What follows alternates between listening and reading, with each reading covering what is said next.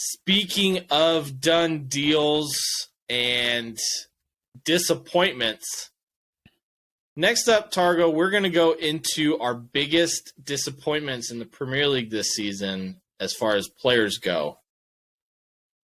This one was tough. There's a lot of good things happening in the Premier League this year and a lot of disappointing things happening. What do you got for me? So I'll start with my least disappointment. I would say it'd be Mohamed Salah. Your least disappointing disappointment? Yeah, my least disappointing disappointment. Like, obviously, you still expect a lot out of Mohamed Salah, and his numbers are not great, but they're not terrible either. You know, if it was someone else, not Mohamed Salah, you'd probably say, "Oh, that's not too bad. He's having a good season." Like, for example, Salah's and Leandro Trossard's numbers are very similar.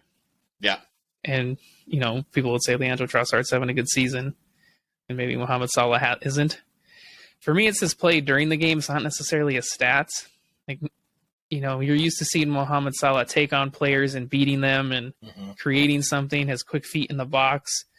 And you're just not seeing it, man. No.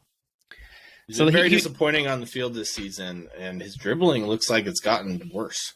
Yeah, and so he's not old. I think he's, 30? So he's not old. He's not super young either, though. I know when I hit 30, things started to hurt a little bit more, but... Everything. The answer is everything. So, yeah, he's been a little bit of a disappointment here. I mean, that whole Liverpool team has, to be honest. Yeah. My number 4, I guess, disappointment, or after Mohamed Salah, would be, I think, Darwin Nunez. I kind of expected him to come flying into the Premier League. He's an exciting player, you know, and he's getting chances, but, man, that guy misses too many big chances.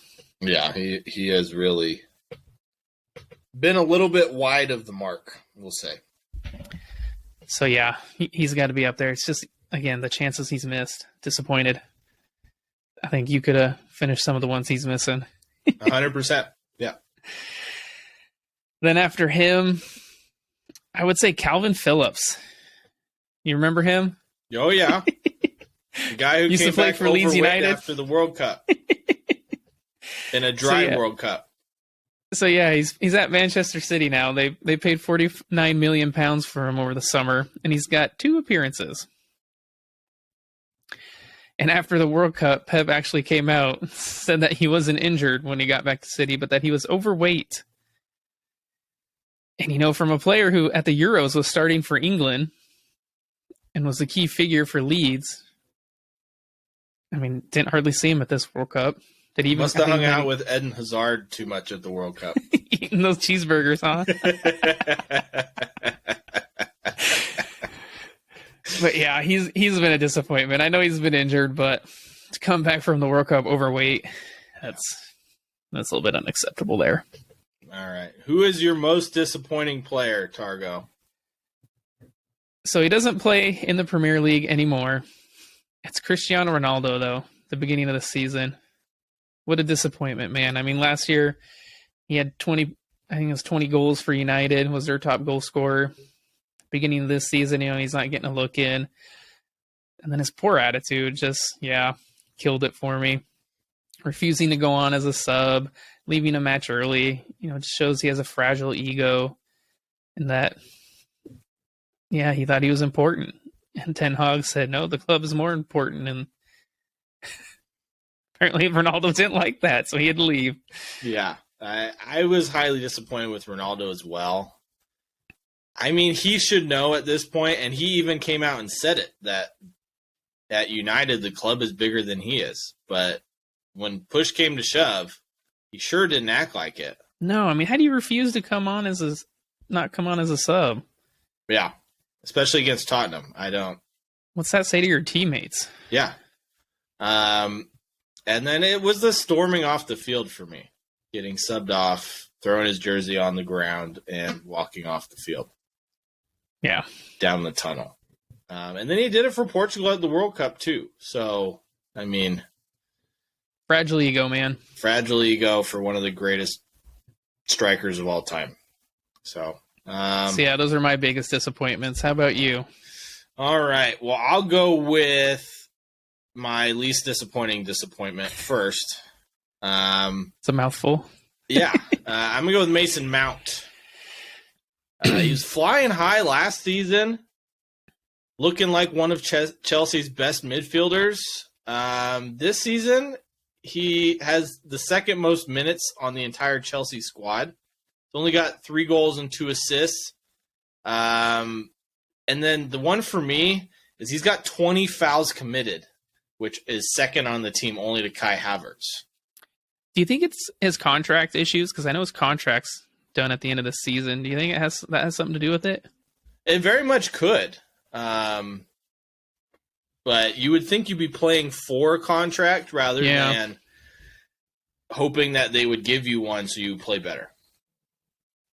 So, next up, I have someone who doesn't really play that often, but is just that bad on the field. You know him well. Pierre-Emerick Aubameyang. He's been so bad. So bad. Even the Chelsea fans don't want to see him come on. He's been on the field 16 times. He's got 3 goals. 2 of them were in the same game. But the worst stats for me is in those 16 appearances, he only has 10 shots. And he's only made 8 passes in 16 games. That is terrible. Awful. He just looks bad when he comes on the field. Like, he doesn't do anything, doesn't create nothing, doesn't give the defenders, any trouble, putting pressure on them. He just looks like he's on a walkabout. Yep. Yeah, the opposite about the kick around with the boys than Ivan Toney. He went to the other side of the park. All right, next up, I have to agree with you. Darwin Núñez. 15 big chances missed in 16 games with only 5 goals and a red card. Yeah. Don't forget the red card. Missed, man. How does he miss 15 some of these? Leads the Premier League. Oh, so bad. Second is Erling Haaland, by the way. Yeah, he's just been bad. I know he's got the potential there. He's just been bad. I know this is the end of his Liverpool career. He's just been disappointing. It's like, I'm not mad. I'm just disappointed. And who knows? Those chances he's missing, watch him start putting them in, and he finishes the season with 20 goals. Yeah. It's not far off. He could be at 20 right now if he put them all away. So, next. 15 missed. I guess you're not wrong, huh? Right? That's math, man. All right. Next to last for me, Hugo Lloris. He's only got 5 clean sheets in 20 games. But for me, it's the same thing as Darwin Núñez, not being able to put away goals. Hugo Lloris is not being able to keep the ball out. Again, 21 in 10 he's let in, but 6 errors leading to goals. We saw the one where Bukayo Saka hit the ball right at him, goes through his hands, off his chest, and into the goal.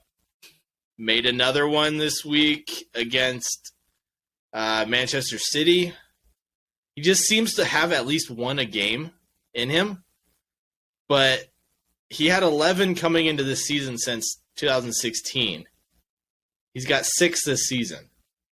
I think it probably is time for Tottenham to get a new goalie, but Hugo Lloris, coming off of such a good World Cup, has been awful this season.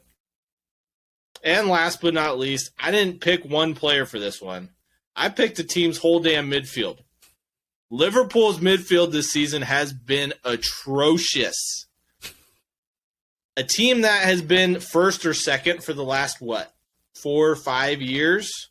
Something like that, yeah. Fabinho, Henderson, Thiago, Oxlade-Chamberlain, Naby Keita, James Milner, and Harvey Elliott. Being Harvey Elliott literally has 2/3 of the stats of that entire midfield. That whole midfield has 2 goals and 3 assists. Harvey Elliott has 1 of each of those. That is how bad Liverpool's midfield has been. I think you could see it today. Klopp starting someone we never even heard of.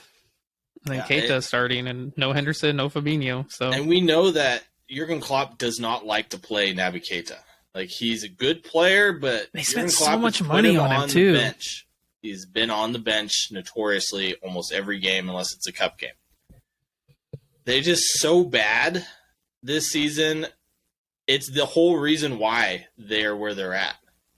I mean, like you said, I know Mohamed Salah and Darwin Núñez, their stats aren't great, but they're putting themselves in chances. But the midfield is allowing teams to just run right through them like Swiss cheese. So it's hard to play when you're playing with your outside backs and your forwards, but nothing in the middle. And that's all I have to say about that. All right. Well, that brings us to this episode. Thank you, everybody, for listening. Make sure to check out our socials, Instagram, TikTok, at Brews and Banter FC. Hop on our Facebook page. Join the conversation. Tell us what you want to hear, what you liked, what you don't like. Make sure to join our socials. We're going to start doing some live streams here. And so you definitely want to get in on that. They're fun. You can hear us. It's a lot of fun. Chip and Park at the refereeing decisions, at player mistakes, all of it. Join the conversation. We'll shout you out during the live streams. So, yeah, that's all I got. So, everyone have a good one. All Cheers. right. Cheers.